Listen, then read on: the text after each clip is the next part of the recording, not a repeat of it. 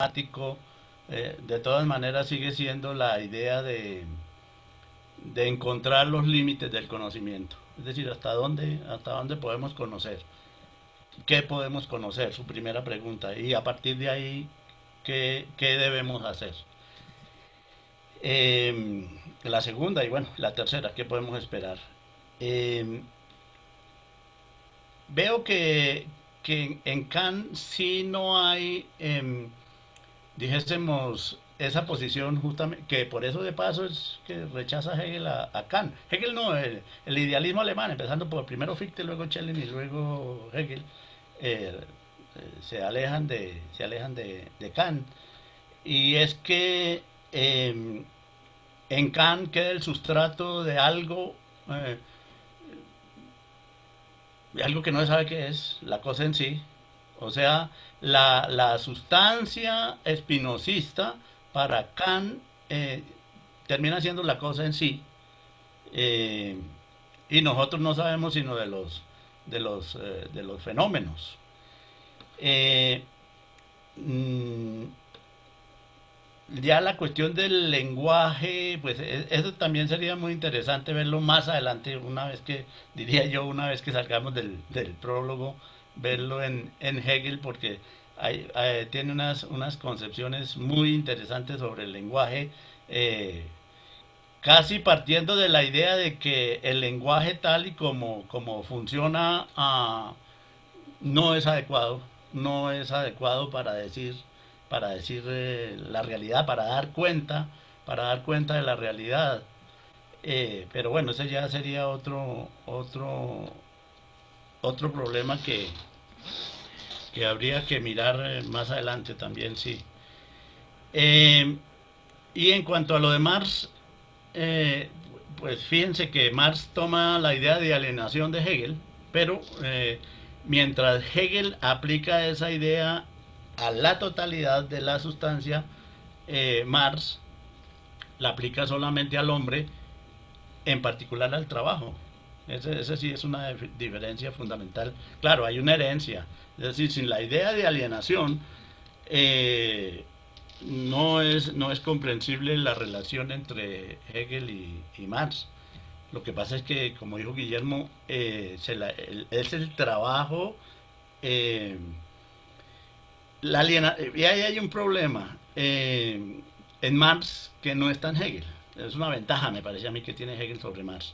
De todas maneras, en ese momento donde Marx se ocupa de la temática de la alienación, es que habría dos etapas, ¿no? Una en los manuscritos del 44, otra en el Capital. Es interesante. En los manuscritos del 44, la idea que tiene Marx de la alienación es que eh, el hombre, él ha determinado ahí Marx que el hombre tiene una esencia y que la esencia del hombre, lo que hace al hombre ser hombre es el trabajo, la transformación de la naturaleza. Lo que él es, lo es por el trabajo.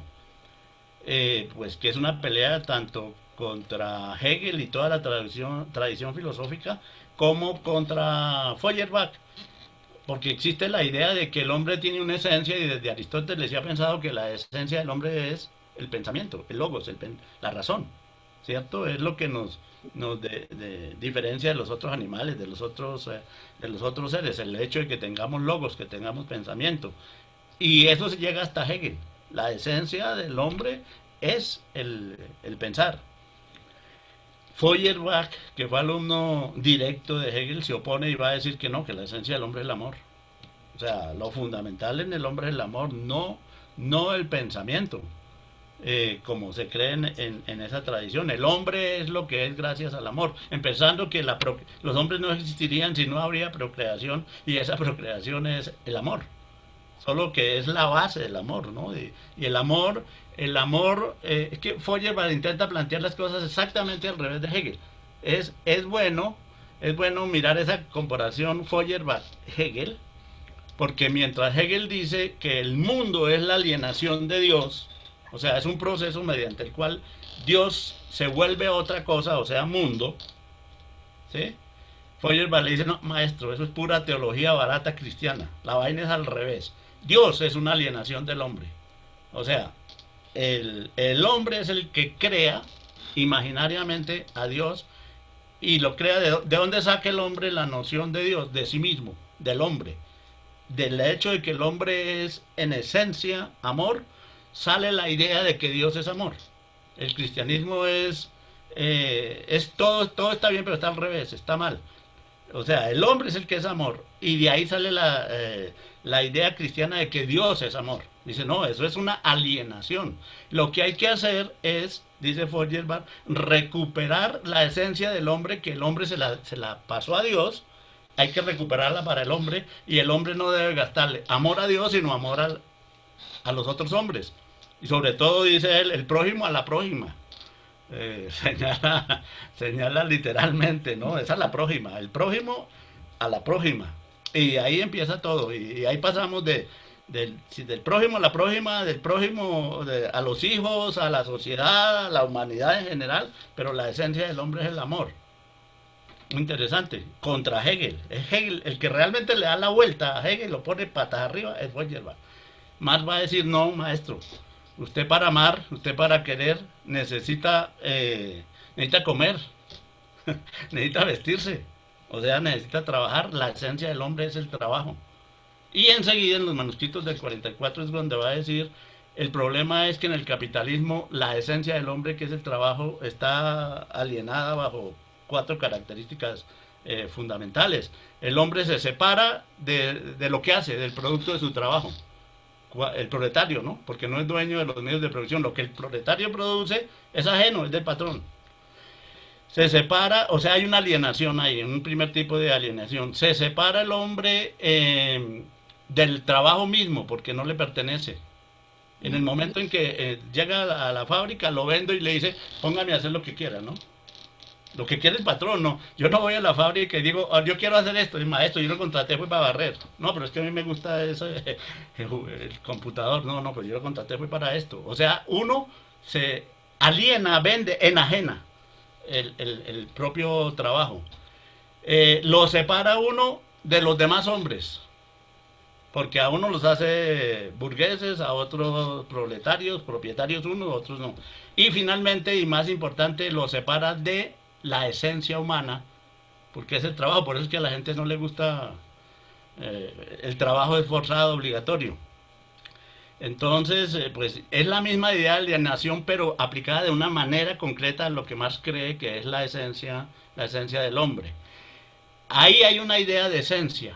En el Capital, sin embargo, desarrollando esa misma posición, surge una idea que a mí se me hace absolutamente fundamental para entender el mundo contemporáneo en Marx, que es la idea que es la misma idea de alienación, pero bajo otras características que se conoce con el nombre de reificación. ¿Sí? O sea, la idea es la misma idea que ha señalado Marx, que los productos del trabajo terminan dominando al hombre. ¿Sí? Es la misma que en el capital trabajo, o sea, de las cuatro características que tiene el trabajo alienado en los manuscritos, Marx se queda solo con una, que es la principal. El hombre, al ser despojado de su trabajo y de la propiedad de su trabajo, va a ser dominado por las cosas. El mundo de las cosas domina al hombre. Ahí ya Marx quita la idea de que el hombre tiene una esencia. Pues sí, lo fundamental es el trabajo, siempre va a tener que trabajar, pero la esencia del hombre se va a construir a lo largo de la historia.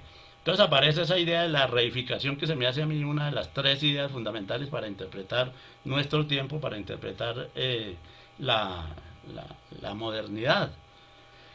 Y bueno, ahí se me hace que es como para mí la idea principal de Marx, ¿no?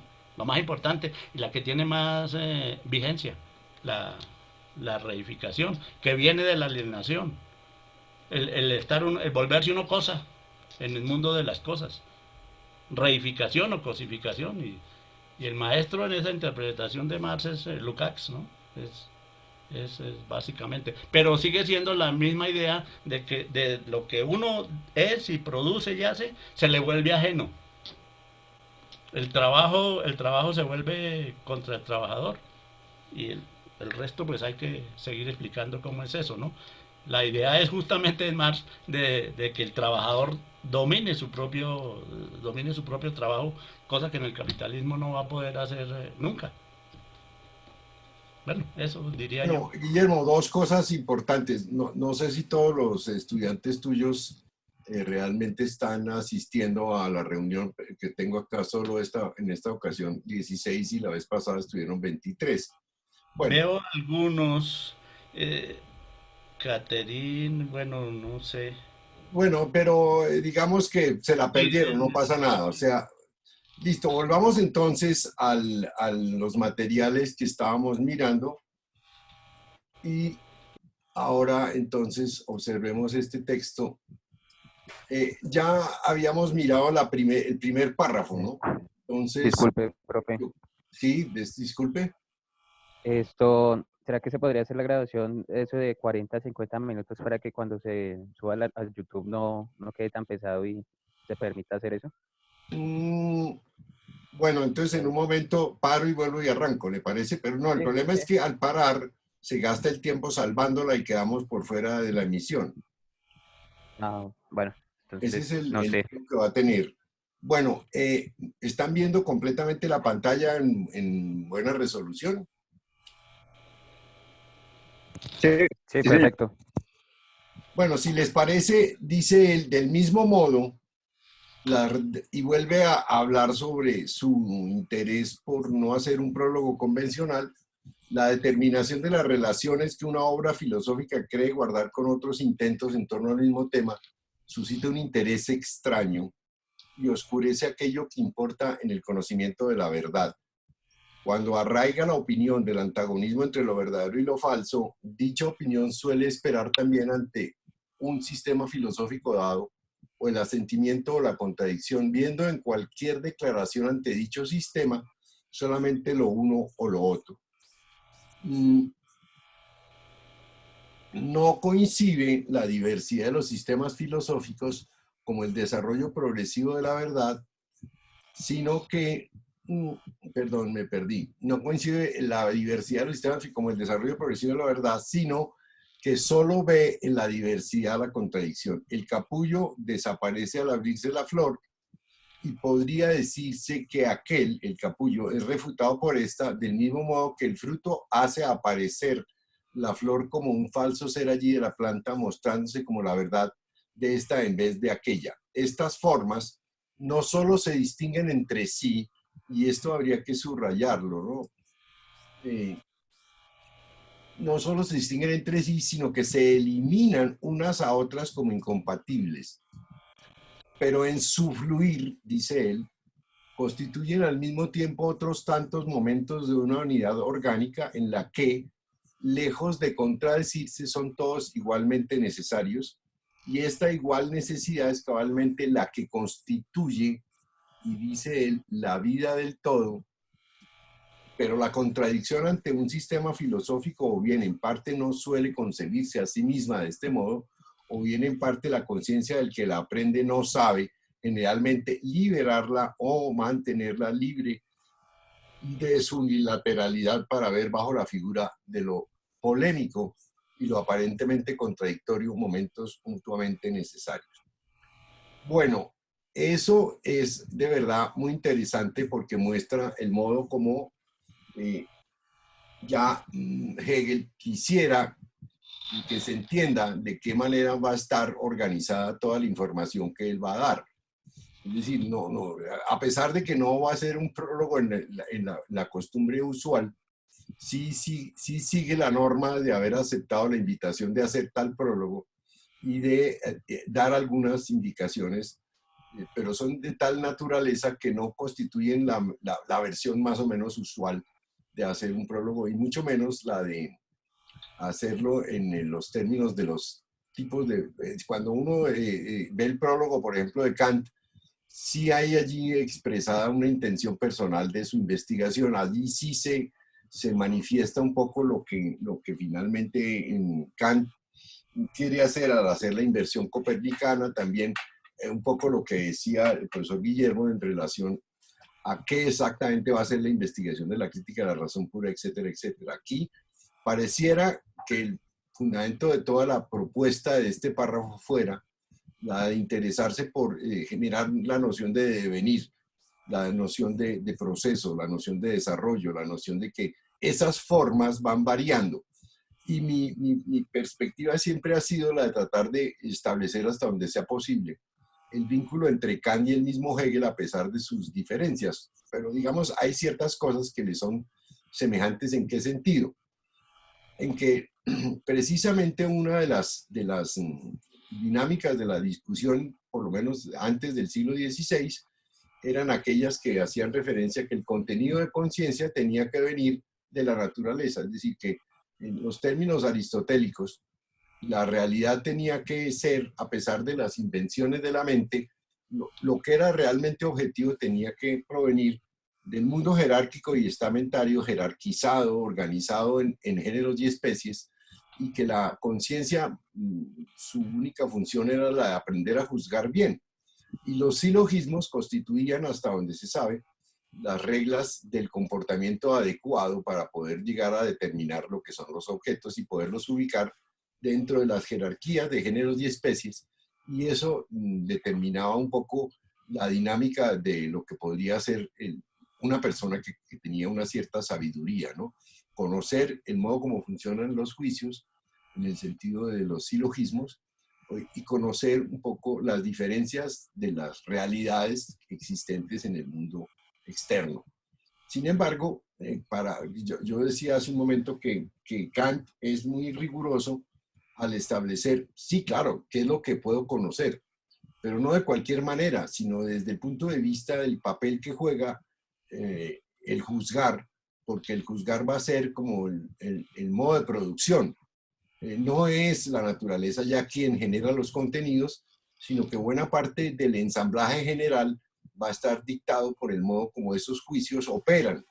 Y en esa medida, los juicios estarían ya indicando que la subjetividad juega un papel casi que como medio de producción, como estructura productiva, es decir, está en actividad, no es simplemente testigo de lo externo, sino que la noción de naturaleza ya es una objetivación producida por los principios regulados por dos o tres cosas que son sorprendentes. La primera, imaginar, y eso tendría que producir en el medio académico un sinsabor, una desintonía, cuando dice que el tiempo y el espacio ya no están en la naturaleza, sino que son formas puras, es decir, que son estructuras, si se quiere, intelectuales, pero que no constituyen como las etapas posteriores, que serían las del entendimiento, sino que son como formas, como estructuras, cualidades que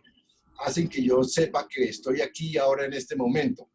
Y eso no lo da la naturaleza estrictamente, sino lo da la dinámica propia de la estructura del pensar.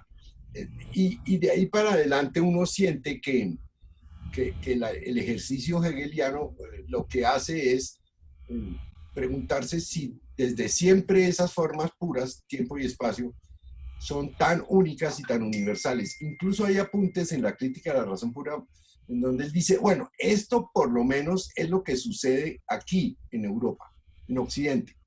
Yo no sé si en otros sitios, lo que hace que entre otras Kant sea el creador de la antropología filosófica, yo me imagino que Lévi-Strauss debió leer con mucho cuidado algunos apartes de la crítica de la razón pura, además de Marx, y mostrar que los a priori, por decirlo así, por resumir, no están solamente en la estructura de un europeo, sino que hay variedades, es decir, yo no sabría si el tiempo y el espacio de los indígenas de otras comunidades en el Amazonas o en la Orinoquía o en Asia, comunidades campesinas, tengan la misma expectativa de percepción, de inmediatez con las cosas y organicen el tiempo y el espacio de la misma manera que se supone Occidente lo haría en las formas de tiempo y espacio definidas por Kant. De otro lado, también el problema va a ser las categorías, ¿no? Es decir, ¿por qué existe una noción de sustancia en Aristóteles y cuál sería la noción de sustancia de Spinoza y cómo sería la noción de sustancia en Hegel, en Kant, que como decía Guillermo, es más o menos inefable, ¿no? Solo sé de lo que yo juzgo y de mi finitud personal, o sea, yo no sé si el mundo tiene una finalidad estricta, la puedo pensar, pero yo no está, en los fenómenos no me aparece ninguna posibilidad de hacer una teleología de lo natural o del mundo en general, yo no puedo referirme a eso. En eso Kant es realmente responsable de no ser exagerado, ¿no? Dice, no, limitémonos a lo que nos aparece.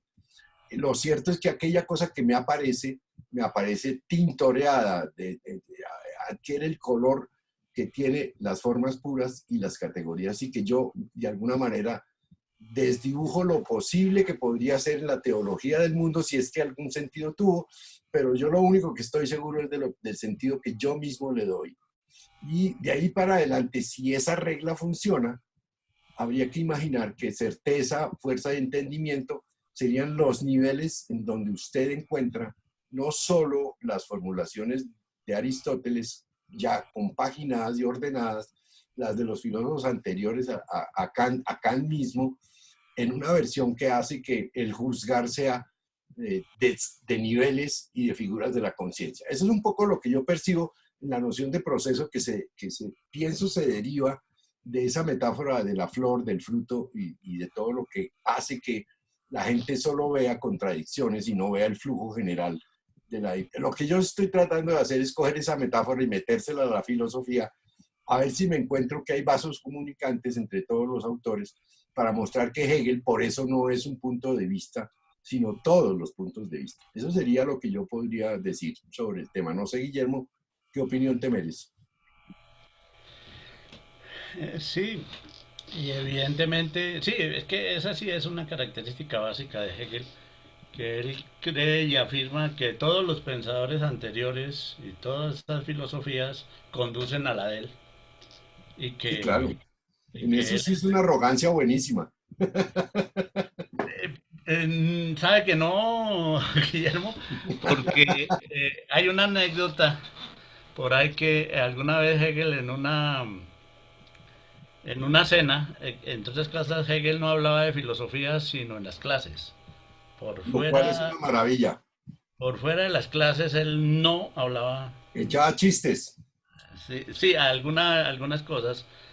Sí, chistes, sí, chistes y que dejaban a la gente pensando, pero no hablemos de filosofía, vaya a las clases.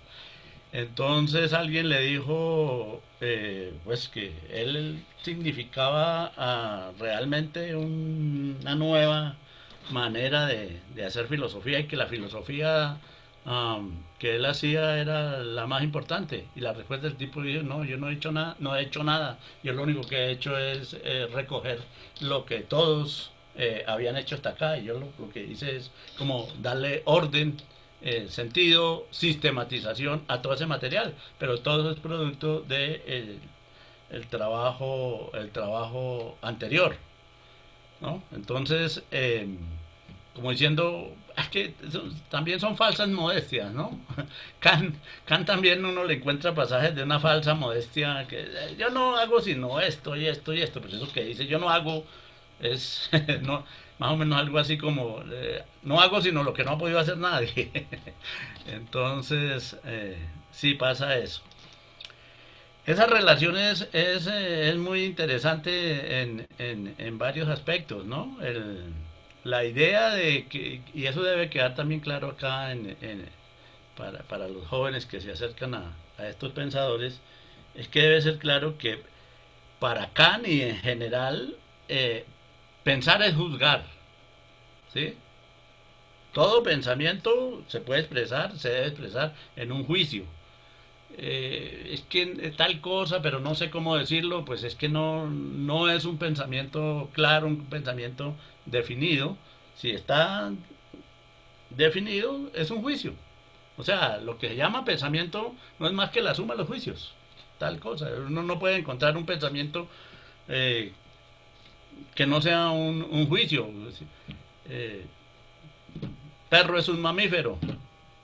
Hay muchos mamíferos, entre ellos son juicios. Todos son puros juicios. Y tener presente lo que señala Guillermo de tiempo y espacio como formas a priori que pertenecen a la sensibilidad, que nos permiten captar el mundo. Pero es el sujeto el que organiza con sus categorías esas impresiones que le llegan a uno espaciotemporales, mediante esas categorías.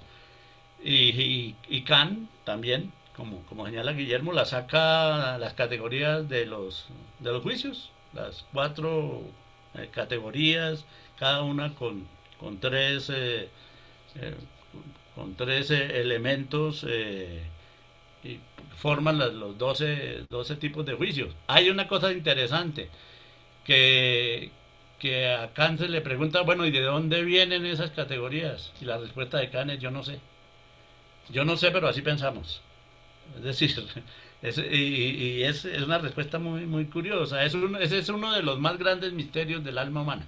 No saber, yo a lo sumo digo cómo es que pensamos. Pensamos así y así y así y así. Ahora, ¿por qué pensamos así y así y así? No sé. La respuesta de Kant es esa. Hegel dice, ahí está fallando Kant. Eso es lo que hay que explicar y eso es lo que pretende explicar Hegel, no en la fenomenología, sino en la lógica. O sea, de dónde sale la noción de cantidad, de dónde sale la noción de cualidad, de dónde sale la noción de modalidad, de dónde sale la noción o categoría de la relación, para tener las cuatro categorías, grupos categoriales kantianos. Entonces, eso es lo que va a explicar Hegel en la lógica, no en la fenomenología. Y claro, y esa noción de que la palabra es precisa, que el sujeto es producción. Lo que dijo Guillermo es, en ese sentido, esa noción de producción es básica. El sujeto es el eh, que produce la objetividad, que la genera, a partir de una influencia que viene de afuera, sí, en espacio y en tiempo, pero ahora no, el espacio y el tiempo no es que vengan de afuera, las tiene el sujeto, pero todas las impresiones sensibles, todo lo que le llega al hombre, viene, cae en ese par de formas. Y lo fundamental es que sea sujeto, que es la crítica que le hace Hegel a Spinoza. La sustancia espinosista no es sujeto, no es movimiento, no es producción, hay que mostrarla como producción. Pero a mí lo que más me llama la atención o donde creería que hay un vínculo entre Kant y Hegel es precisamente en la dialéctica trascendental, ¿sí? La kantiana. Recuerden que la crítica de la razón pura hace un análisis de la estética trascendental, luego de la lógica trascendental, la analítica trascendental, perdón, pero finalmente está la dialéctica trascendental. O sea, la estética trascendental nos explica las formas puras a priori de espacio y tiempo. La analítica trascendental nos explica el cuento de las categorías, la estructuración de las categorías, el funcionamiento de las categorías. Y el apartado, el capítulo sobre la dialéctica trascendental nos explica las contradicciones, por eso se llama dialéctica, las contradicciones en que incurre la razón cuando pretende resolver, meterse con asuntos que no son espaciotemporales, o sea, que no son fenómenos. Dios, la libertad, el alma humana, si el mundo tiene un comienzo o no, etcétera. Cuando la razón se pone porque la razón se ve, es una característica que tiene la razón de tratar de, por ejemplo, como la causalidad es una categoría ahí y todo fenómeno tiene una causa y un efecto, entonces la razón se ve obligada, por ejemplo, a tratar de buscar la causa primera y no. Entonces, si hace eso, cae en contradicciones, en lo que él llama pues, la dialéctica trascendental, que es la que se ocupa de estudiar esas contradicciones, aporías, ¿no? Que llaman, paralogismos, etcétera. Antinomias. Antinomias de la razón pura. Entonces, eso es lo que le llama la atención a Hegel. La versión mía es que Hegel le está diciendo a Kant, usted señor Kant descubrió una cosa muy importante, y es que la razón es contradictoria. Ese es un descubrimiento suyo, se le debe a usted, pero el problema es que usted se asustó con eso. O sea, mató el tigre y se asustó con el cuero. Descubrió que la razón era contradictoria y esa es una característica fundamental de la razón. Entonces, de ahí arranca también Hegel para desarrollar su pensamiento, mostrando que la razón funciona a través de esas contradicciones. Tal Eso, cual. Sí. eso me parece a mí que es Ahora, a importante. mí me llama mucho la atención de dos o tres cosas, ¿no? Es decir, cuando en la metáfora de la flor y el fruto se habla del devenir, precisamente eso es lo que no pudo captar Kant, porque mi percepción es que ya era suficientemente grueso y difícil para Occidente y para todo lo que es el pensamiento humano, imaginar que las antinomias fueran eh, el principio de todo el desarrollo de la conciencia humana, es decir, la normativa general social había creado todas las formas jurídicas, la estabilidad de las costumbres, etcétera, etcétera. Si a alguien le dicen, mire, es que usted es el que crea su propia realidad individual, pero también en el contexto de su lenguaje, en el contexto de los a priori sociales, por ponerlo de una manera más genérica, ya no Kant, sino lo que significa las proyecciones de Kant. Si a alguien le dicen que el tiempo y el espacio son estructuras digamos, del sujeto y que es responsable de su propia realidad, y que no requiere de la norma, sino de poder tener la capacidad de reflexionar, pues eso produce una gran molestia en quienes manejan, es decir, políticamente incorrecto. Ya eso era una molestia para el Estado prusiano, Kant era ya una molestia para el Estado prusiano. Eso de que el tiempo y el espacio son estructuras a priori y que son formas puras, o sea que no requieren no salieron al parecer, o por lo menos ya no salen al parecer de experiencias sensibles, sino que tienen una especie de estatuto propio, íntimo, pero además ya estable y estabilizado. Es más difícil para un gobierno y para las instituciones universitarias aceptar eso. Cuando yo estudiaba filosofía en el colegio que me tocó, no sé si he contado la anécdota, puede valer la pena, con un ex agustiniano que venía de la escuela de Johannes Hessen, que es un filósofo de Colonia que fue muy famoso en Colombia y que sigue siendo el adalid de todos los profesores de filosofía de las universidades confesionales. Pues para Johannes Hessen es Kant un personaje muy extraño y extravagante porque Kant, según él, según Johannes Hessen, es alguien que inventa la realidad. Es decir, de esa manera le dicen a uno, pero si usted ve un árbol, ahí está, lo hizo Dios, ¿por qué va a tener que inventar algo? Si es que ya está ahí, ¿no? Etcétera, etcétera. Y se convierte a Kant en una especie de fanfarronada filosófica que no debe ser estudiada y que se entiende como superada porque Kant no entendió nada.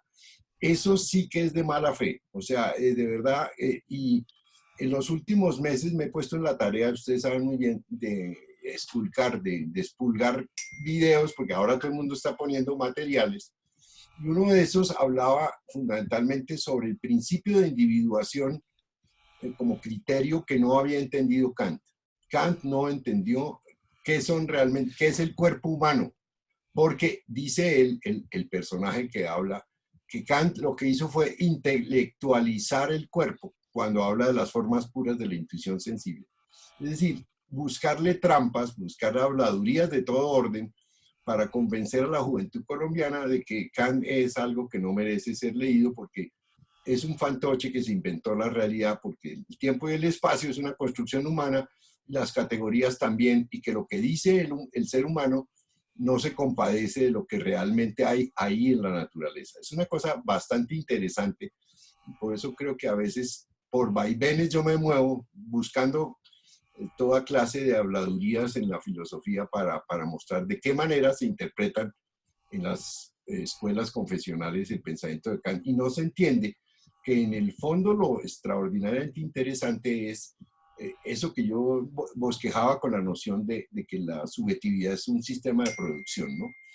Que en realidad es la máquina que hace que los países desarrollados generen tecnologías y ciencia, mientras que los países subdesarrollados viven la ficción de que usted ve lo que es y ya está, ¿no? Incluso en ciencias como la arqueología, la descripción de los objetos arqueológicos, hacen creer al arqueólogo que el conocimiento está en saber la profundidad del vaso, la cerámica, el desgrasante y todas las características, y no entienden las sociedades ni tampoco los individuos que estuvieron a la base de todas esas culturas.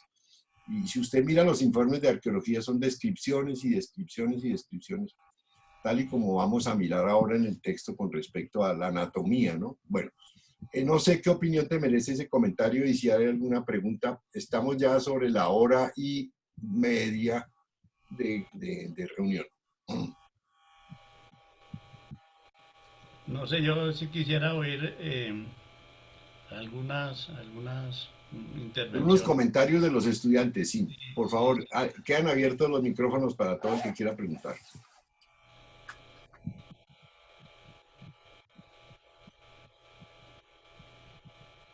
Imposible que haya sido tan absolutamente difícil lo que dijimos, yo no creo. Oiga, y una cuestión adicional, yo les quiero ver la cara a los jóvenes de la distrital. Ah, no, pues es que cerraron las cámaras, entonces no se pueden ver. Ni José Luis Rodríguez, ni Caterín Barrera, ni Angie, ni Lisette Ramírez están con cámara, entonces están ahí en la reunión, prendieron el computador o el teléfono y lo dejaron ahí en el baño. Profe, una preguntita. A ver, Eduardo. Bueno, cierto, siguiendo la línea de que estamos trabajando, de cierta manera, pues bueno, Heidegger se vuelve como desde el principio a hacer todo el análisis del lenguaje, ¿verdad? Sí. Hegel también hace o sea, hace como un recuento de todos esos procesos históricos que se dan desde las primeras civilizaciones, pues hasta hoy, ¿no? De cierta manera. La noción de proceso que se da ahí es como de cierta manera la continuación que existe entre los diferentes pensadores o de acuerdo a las situaciones que se dan en cada época para repensarse nuevamente las siguientes épocas. Sí, pero eso que usted pregunta es un curso. Eso es un seminario sobre la relación entre los filósofos del idealismo alemán llegando hasta Heidegger y luego mirar cuál es el contexto que ellos vivieron para que sus respuestas sean de cierta manera. Bueno, no, pero es que lo que iba por ejemplo... Pero también eso es la fenomenología. Eso está respondido en la fenomenología. Porque usted lo que está haciendo es, a ver, señalando dos cosas, el saber, el pensamiento y lo que está sucediendo en la historia, ¿cierto? Esa es la fenomenología, teniendo en cuenta que la primera parte de la fenomenología es lo que se denomina el espíritu subjetivo. Y eso a lo que usted se refiere de las épocas y las sociedades es el espíritu objetivo, que es el segundo corpus pues de esa fenomenología. mm, la fenomenología empieza tres veces. Termina el espíritu subjetivo, sí, que es lo que tiene que ver con los pensamientos individuales hasta cierto punto, no, hasta la modernidad.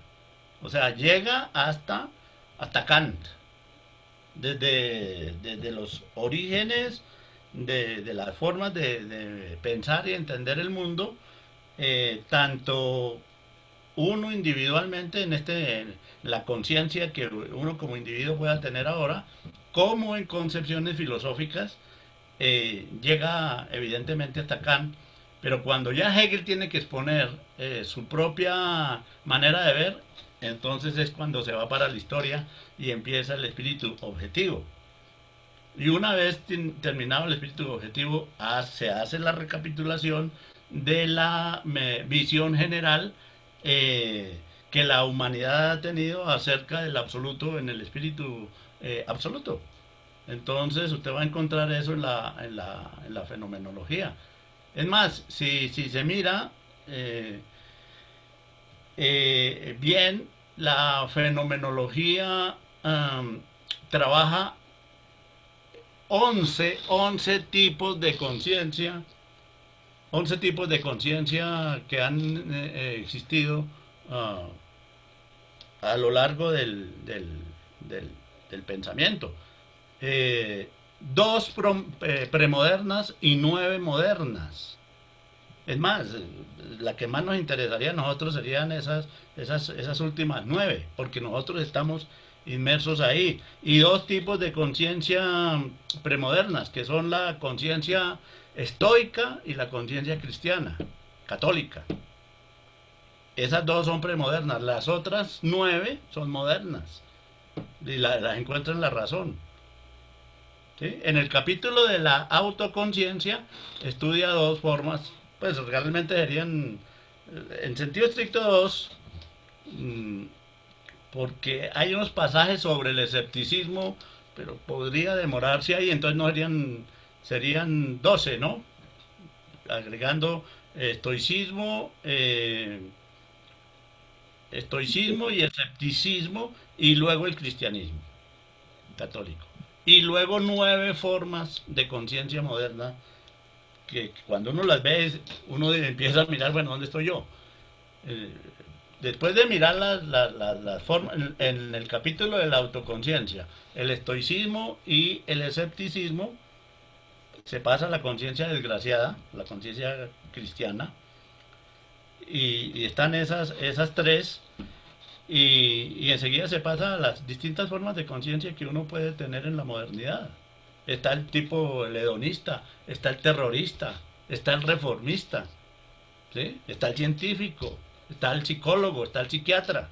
Son formas de mirar eh, lo que uno es desde el punto de vista moderno, ya en el capítulo de la razón.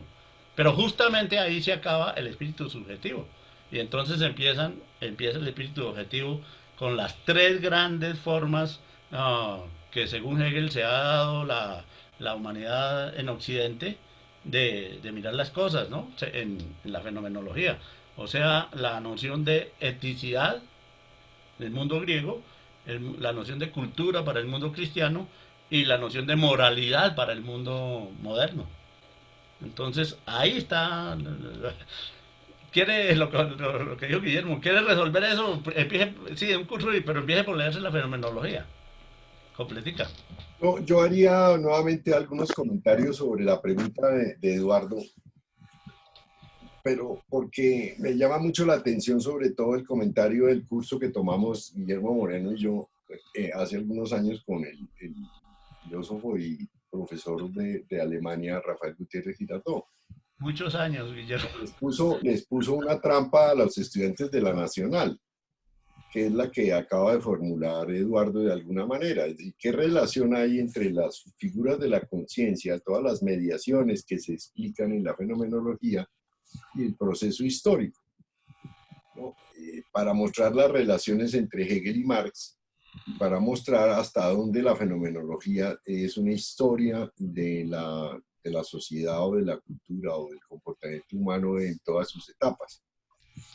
Yo me acuerdo que para reseñar esa reunión fue de verdad dramática, porque en primer lugar Rafael Gutiérrez Girardot comenzó algo muy importante que me llamó la atención, y es que dijo, por favor, las personas que pertenezcan a universidades privadas, este curso es para las universidades públicas, les pido por favor que se retiren.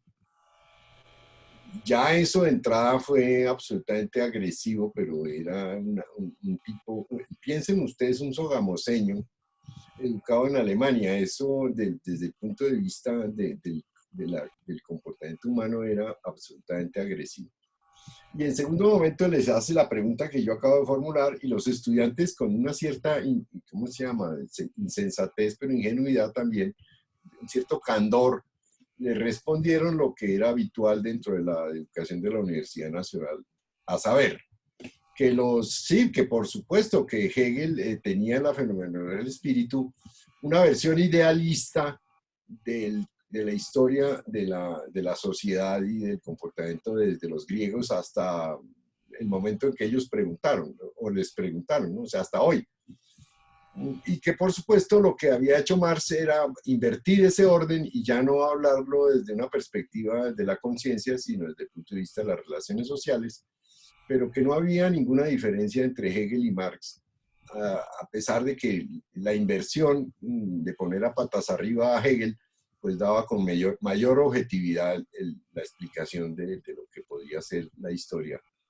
Bueno, pues ustedes no se imaginan la cantidad de garrote que recibieron estos pobres muchachos y digamos, el desasosiego que les produjo la explicación de Rafael Gutiérrez Girardot cuando les dijo, pues bueno, esa es la versión latinoamericana, ¿no? Me imagino que aquí enseñan así, pero es de la siguiente manera. En ningún caso la fenomenología del espíritu está interesada en eso porque la investigación de Hegel no va para allá. Su proyecto y su propuesta es cómo funciona la dinámica del pensamiento hasta volverse hasta donde se pueda lo más racional posible, lo más lleno de cualidades y de determinaciones para explicar, si se quiere, la cultura. Pero eso no quiere decir que exista, entre otras, una coincidencia entre la historia social y económica, el mundo de las culturas y la investigación hegeliana, entre otras porque hay etapas en la historia de las sociedades que son más irracionales que otras, y entonces no se podría ver. Es más, si ustedes tuvieran que estudiar Colombia, yo no creo que la fenomenología estuviera al final del proceso y si ni siquiera alcanzaría la certeza sensible, ¿no? O sea, es decir, es una cosa que no estaría, pues, sí tiene que estar, pero digamos como para enfatizar lo que yo diría es que en nuestro caso nosotros no alcanzamos a incluirnos completamente por nuestra propia insensatez en ninguno de los periodos del desarrollo de la conciencia. Basta con decir que en lo posible en las universidades, con excepciones sublimes, se enseña que existe la subjetividad. Es decir, eso parece una cosa rara, y mucho menos la subjetividad moderna, ¿no? Entonces, las universidades se dedican a garantizar políticamente correcto que ustedes como estudiantes sean dóciles porque la realidad ya está hecha y ustedes no tienen ningún papel y su propia subjetividad pues tendría que estar ahí como testículo de la realidad, como le preguntaron el otro día en un Face que me enviaron de un niño que le pregunta a un profesor que le pusieron una tarea de religión y de qué testículo de la Biblia a qué testículo es que está lo que tienen que resolver, lo mismo, ¿no? No es versículo, sino el testículo. Lo mismo, ¿no? Como testigos de una realidad que se desarrolla y que siempre, no sé si a ustedes les pasa, a mí me pasa como buen colombiano, que todos los días pasan todas las cosas irracionales posibles y uno nunca ve que eso tenga ninguna solución porque estamos en una realidad sobre la cual no tenemos ningún papel, ni tenemos para qué pensarlo si así es, ¿no? Más o menos en los términos de la cultura colonial. Pero bueno, eso para decir que es muy interesante toda la pregunta de Eduardo, pero que da para muchos problemas. En principio, mi sensación es que Heidegger, por lo pronto, por el modo como entró en la pregunta Eduardo, por Heidegger, me parece que yo tuve grandes sorpresas de todo tipo con Heidegger, ¿no? En primer lugar, me parece uno de los autores más inteligentes, pero más reactivos a todo lo que es el pensamiento del mismo idealismo, ¿no? Mi primera sorpresa es que él, igual como representante, está en contra del positivismo y del empirismo inglés, pero no por filósofo, sino por católico y por medievalista. Y por otro lado, sí es sorprendente, por ejemplo, el texto de la época, La imagen del mundo, o la pregunta por la técnica, o qué significa pensar, porque muchas cosas que yo no pude entender para hacer mi tesis de Hegel, las pude finalmente comprender con Heidegger, lo cual es una paradoja, ¿no? El concepto de ser en Kant es uno de los textos más interesantes que le permite a uno hacer una imagen de qué es exactamente lo que es el pensamiento kantiano, lo que yo no podía prever. Yo, por ejemplo, confieso públicamente que a mí Hippolyte o cualquiera de los, el mismo Jacques Donne y todos los filósofos que se han dedicado de las escuelas europeas a estudiar a Hegel, me eran más difícil que leer a Hegel. Entonces eso era una complicación, porque yo no entendía nada. Entendía muy poco con Hegel, pero menos con los autores que se dedicaban a estudiar a Hegel.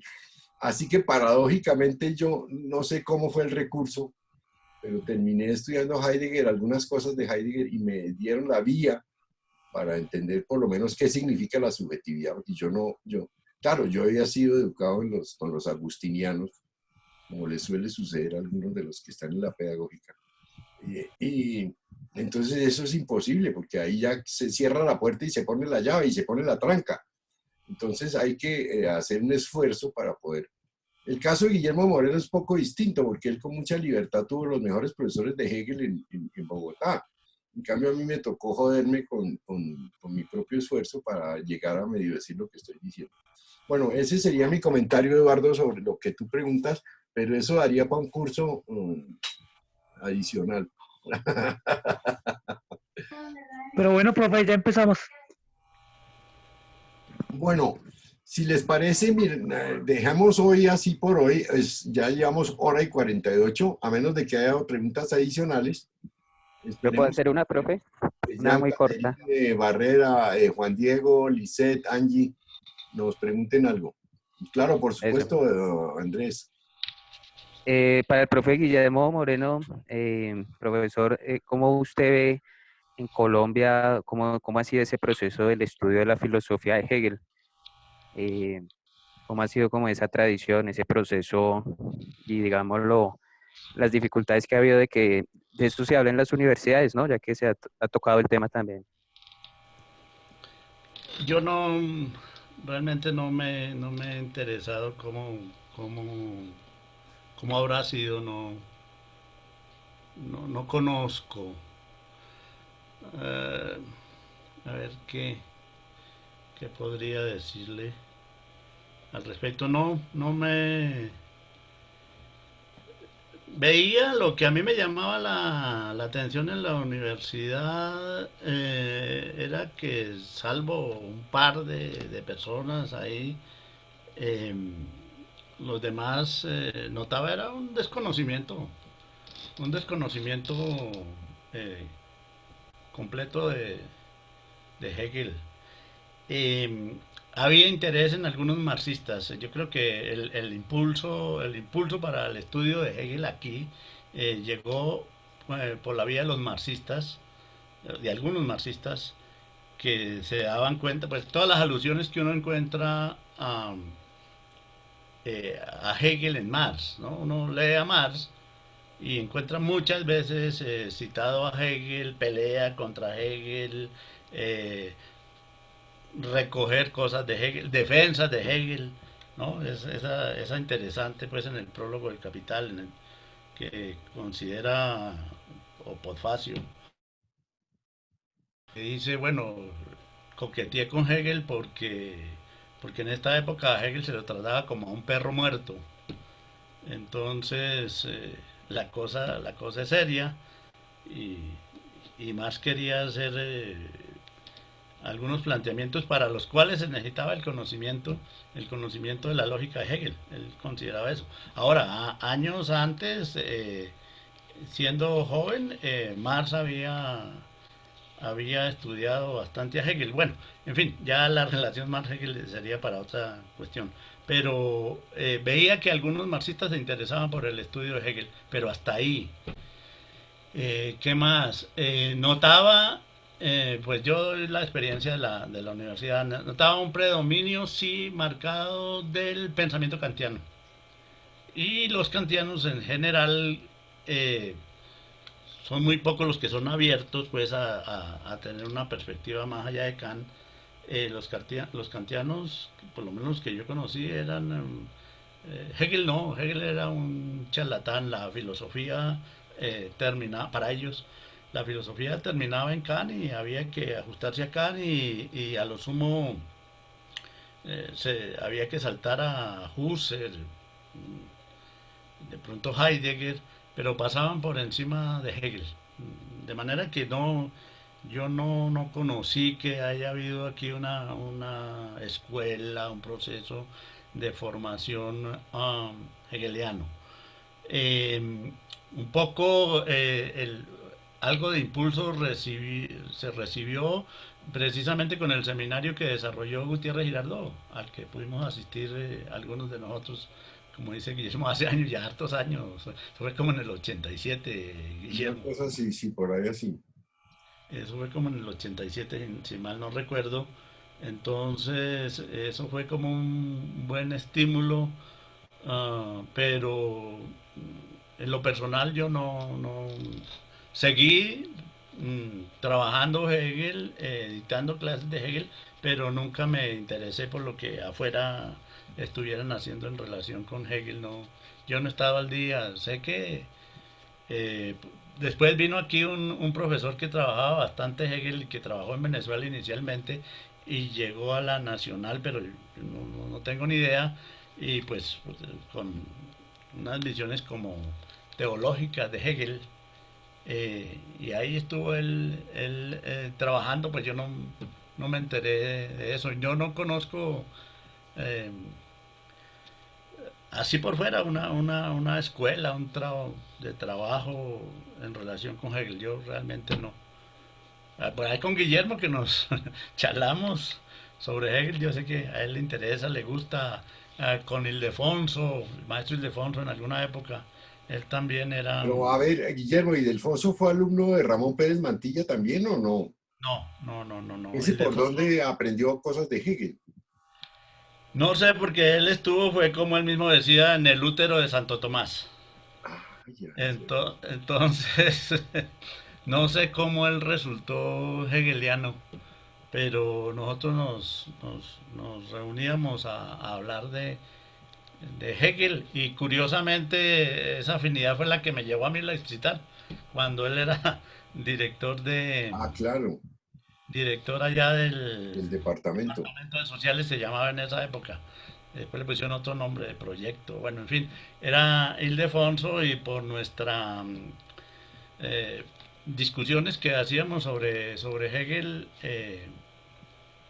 fuimos a dar y el resto de gente que yo conocía que tuviera algo que ver con Hegel era porque era por Marx que habían llegado ahí. Pero por lo demás no sé, yo no conozco, no sé si Guillermo conoce algún detalle de grupos, de gente que haya trabajado, estudiado aquí a Hegel.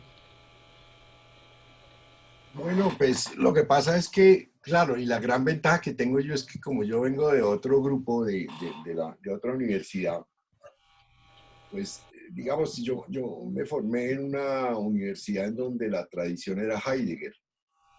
Y la verdad que por suerte o por mala suerte, cuando yo ingresé primero al departamento de filosofía de la Universidad de los Andes, estaba acabando.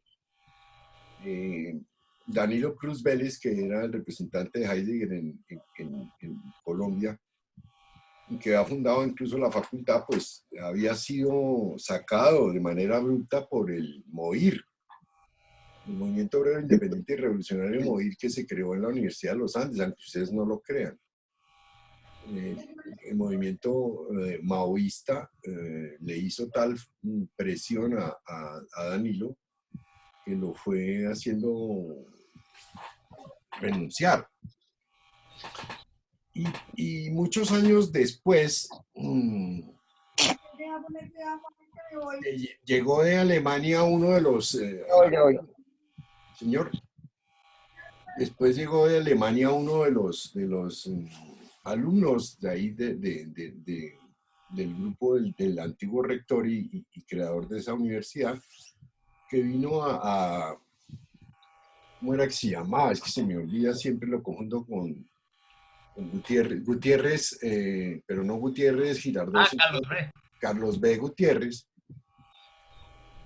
Y claro, yo estaba ya en el proceso de graduarme y tuve que hacerle a él un examen, porque en la Universidad de los Andes era más o menos como en las facultades de Derecho.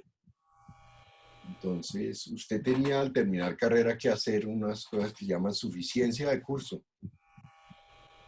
Eso era como los abogados cuando se presentan a una especie de tribunal y tienen que hacer un examen sobre cada tema. Y yo tenía que hacer examen sobre filosofía, examen de literatura y examen de idioma. Entonces yo no escogí griego porque se me complicaba, pero sí escogí inglés y escogí filosofía. Y el tutor general del examen era Carlos B. Bueno, yo aprendí que lo que él sabía era como la tecnología de Hegel, ¿no? Es decir, él tenía muy claros los elementos, la formación de los textos, pero era más como un ingeniero de Hegel que un pensador de la obra, ¿no? O sea, realmente no. Bueno, yo ya alguna experiencia tenía en Hegel que había sido pues muy complicada porque mi primer profesor de Hegel era Ignacio Abello. Ignacio Abello había estudiado en Bélgica Hegel. Yo no sé qué escuela de Hegel había en Bélgica, pero era una cosa bastante interesante, llena de metáforas, ¿no? De imágenes visuales que hacían que Hegel fuera como una especie de licuadora, de batiburrillo, como si fuera un ciclón, un ventarrón de cosas que giraban en torno a muchas cosas y se unían de un momento para otro, pero esto no daba para pensar, sino para tener imágenes, ¿no? Es decir, no se conceptualizaba, no se organizaba la lectura. Pero bueno, y claro, como le hacen a los estudiantes ahora, que es una risa, ¿no? Decirle, a ver, entonces son 6 personas, entonces usted le hace la primera posición del pensamiento frente a la objetividad, usted se lee la segunda, usted la tercera y usted la cuarta, y nos vemos aquí en clase y ustedes explican, ¿no? Y el profe hace pedagogía moderna, o pedagogía invisible que llaman, que es que el estudiante entiende por su cuenta y le cuenta al profesor lo que entendió. Y luego aprendí con Andrés, lo que me pareció absolutamente simpático, que los estudiantes se aguantan ese tipo de presiones, como por ejemplo, bueno, luego ya que leyó eso, ¿y cuál es su posición frente a ese autor? Y el pobre estudiante ni siquiera ha entendido lo que hay en el texto y ahora tiene que tomar una distancia y una posición y de hacerle una crítica al autor. No, ¿de dónde sacaron eso? Yo no entiendo. Bueno, eso no me pasó a mí. Yo era como los estudiantes convencionales, yo me sentaba en el salón y oía y oía y oía. Y el infortunio precisamente era no entender. Yo no entendía gran cosa, o sea, eso era una cosa muy extravagante, era un lenguaje muy raro. Eso del en sí y el para sí me parecía como, compadre, le compro un coco, compadre, no compro coco y sigue, ¿no? Era una cosa muy difícil. Para mí fue muy complicado, pero entonces me generó un cierto interés porque me parecía que era tan difícil que valía la pena, ¿no? Entonces me senté por mi cuenta a leer todo lo que había posible y a hacerlo como lo hago yo ahora, de leer párrafo a párrafo y hacerme una versión. Y después de hacerme una versión, ver si mi versión sirve para leer el siguiente párrafo, porque si no, ¿cómo más? O sea, yo me construí una película sobre la obra de Hegel y poco a poco fui armando. Y cuando ya llegamos al seminario con Rafael Gutiérrez Girardot, pues me parecía que yo por lo menos había llegado a un 10% de la comprensión, que podía entender de qué estaban hablando, por lo menos. Pero no existió, y eso hay que hacer esa pregunta. ¿Por qué en nuestro medio, fuera de Carlos B., fuera de Ramón Pérez Mantilla, yo pienso que, y luego, ¿de quién más? Tal vez el que viene de Venezuela, ¿cómo es que se llama? Que hizo un trabajo sobre Descartes también. Sí, Incluso no, no debo tener el libro aquí en la biblioteca. recuerdo. Y por ahí periféricamente, por el lado histórico, Rubén. Ah, sí, pero es que con Rubén tenía yo muchos problemas, Guillermo, y es que la primera conversación que hice yo me dijo, no, yo en realidad yo nunca he leído eso, yo no entiendo nada de eso. Es decir, lo que yo sé de Hegel lo sé por Marcuse, me dijo él. Entonces, claro, eso no era de primera mano, y él siempre citaba lo que usamos aquí, el marco filosófico y el marco histórico-cultural de la referencia de Marcuse de su tesis doctoral. Pero la pregunta es bien importante porque, en primer lugar, yo no creo que en Europa tampoco sea un autor muy usado convencionalmente. Es decir, es una molestia. O sea, Hegel es, hasta donde uno entiende, un personaje que no les ayuda a seguir haciendo desarrollos del neoliberalismo. Eso no es, Hegel es una máquina que está pendiente de estar haciendo la polémica frente a lo que se decide y se hace normalmente. Entonces no es un autor que tenga mucha aceptación en las instituciones, porque es demoledor. O sea, no produce la tranquilidad de estabilizar un procedimiento ni técnico ni teórico. Al contrario, está todo el tiempo dinamizando las preocupaciones de los estudiantes. Yo no creo, no sabría cómo es en México. Creo que un colombiano fue profesor de Hegel durante muchos años en México. Y yo me lo encontré en un aeropuerto y era un señor muy interesante que trabajaba en la UNAM. Yo no sabría en Argentina quiénes son los hegelianos, pero me he puesto a mirar videos de unos y otros y me parece que muy poco de Hegel se hace, ¿no? Más bien se trabaja Kant, por ejemplo. México ahora está más dedicado a Kant que a Hegel, que a Marx mismo también. Pero bueno, yo tampoco es que, como dice Guillermo, me haya dedicado a buscar los hegelianos actuales, pero me parece que no hay profesores de Hegel en la Universidad Colombiana en este momento. Y eso hace complicado, por ejemplo, para la pedagógica o para la San Buenaventura o por los Andes, para Santo Tomás. En los Andes hay un compañero mío que era Sergio de Subiría, que se convirtió en profesor de la escuela de Frankfurt. Y a mí me producía una cierta mortificación porque él también, al igual que yo, y eso pues con algunas diferencias, él no había pasado por Hegel porque no había tenido siquiera los cursos con Ignacio Abello. Entonces eso era bastante extraño que alguien pudiera hablar de la escuela de Frankfurt sin conocer bien a Freud, bien a Nietzsche, bien a Hegel, bien a Max Weber, etcétera, ¿no? O a Wilhelm Reich, que son los autores que de alguna manera están a la base pues, de Benjamin o de Marcuse o del mismo Horkheimer, ¿no?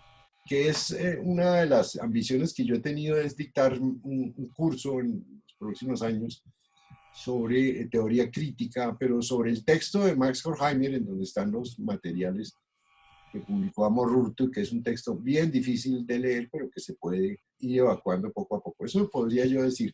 Bueno, ¿alguna inquietud adicional? Yo agregaría, pues no lo mencioné, pero Guillermo lo mencionó. Me parece que Pérez Mantilla fue un muy buen profesor de Hegel. No dejó escritos um, sobre Hegel, así que yo conozca, dejó más sobre Nietzsche. Y bueno, en alternativa escribía su columnita semanal en una época y escribió más sobre Nietzsche que sobre Hegel. Sobre Hegel no conozco ningún texto de él, pero fue un muy buen profesor de Hegel. Pero realmente era la única persona, así que uno podía decir, y por supuesto después los textos de Gutiérrez Girardot, en los que alude a Hegel, son muy importantes. Entonces sí vale la pena el reconocimiento de Pérez Mantilla. Del resto no sé. Y bueno, y lo otro es para la cuestión europea, no sé. También consideraría que lo de Koyev en Francia fue absolutamente decisivo, ¿no? Eh, pues el mérito del texto de Fukuyama es el haber logrado, partiendo de Koyev, hacer esa unión entre Hegel y Platón. Es bien importante. Pero sí, ya como dice Guillermo, no sabría uno de los de actualmente corrientes hegelianas, porque lo que existe es justamente lo contrario, es que el enemigo número uno que tienen los posmodernos es Hegel, es decir, el Hegel y Marx, eh, y más Hegel que Marx, si se quiere, bueno, ambos. Eh, Posmoderno que se respete tiene que declararle su enemistad y a Hegel, claro. Es, es, y es paradójico, muchos de estos posmodernos se apoyan en Kant, que dice uno, bueno, es, ¿qué es lo que pasa ahí? Entonces, Pues bueno, pues cada cual, al fin y al cabo esto de la filosofía es para que uno se entretenga con los autores, los autores que le gusten, ¿no? Una cuestión de afinidades. Sobre ese comentario que haces, Guillermo, me parece que es bien interesante ampliar un poco o hacer otro apunte más bien corto sobre la etapa que se viene de los Estados Unidos sobre estudios culturales, que son formulaciones hasta donde uno percibe posmodernas. Y yo recuerdo a un muchacho que era estudiante de sociales, que luego se convirtió en artista, y que incluso fue jefe del departamento cuando regresó de Nueva York de estudiar estudios culturales. Una de las formulaciones del personaje era una formulación bastante gruesa y agresiva, ¿no? Vamos a terminar la hegemonía de Hegel. Y yo, claro, estando como auditorio, pues me sorprendí porque en realidad me sentí casi que atravesado por un proyectil, pero yo era el único que era doliente del tema, porque de todos los que estaban ahí, hay gente que se dedicaba a quién sabe qué otras cosas, menos a la filosofía y mucho menos a Hegel. ¿Cuál hegemonía? Y entonces yo me preguntaba precisamente sobre cuál hegemonía. En realidad nunca, ni siquiera en la época de Hegel, a pesar de que era exitoso como profesor, apenas muere, ya el gobierno y la universidad decide poner a Schelling como profesor para terminar con la obra de Hegel y todos sus alumnos. En buena parte, yo diría que todos fueron renegados, por un lado, y por otro lado, el único que sobrevivió a toda esa catástrofe fue Marx, que se sentó, pero ya de manera privada y por fuera de la universidad, y cada vez que hacía algún trabajo, pues lo sacaban de la revista o le cerraban la revista donde Marx se refería a esto o aquello, a la situación de la leña o cualquier tema, pero el único que pudo sobrevivir a todas las presiones sociales, porque pues ni Hegel ni Marx son políticamente correctos, ¿no? para el establecimiento. Súmele a eso que me acabo de conseguir, lo compré por internet en 7 euros, el libro de Félix Duque sobre la restauración. Y entonces, un día de estos, cuando lo tenga más organizado, no lo puedo leer, sino leer dentro de la pantalla. Entonces no sabría, porque puedo robar pantallazos y algunas cosas se las podría enviar, compartir. Bueno, yo pienso que ya estamos a 2 horas 10 minutos, entonces damos por el día de viernes cultural hegeliano, clausurada la reunión. Y nos vemos entonces en la próxima sesión del viernes entrante. De verdad que les agradezco a todos la presencia. Espero que hayan disfrutado de algunos de los temas que tratamos de hacer lo mejor posible. Profe, muchas gracias. No, a ustedes. Gracias, profe. Felipe. Gracias, profesor. Hasta luego. Bueno, que estén muy Hasta bien. luego, profes, que estén bien. Hasta pronto.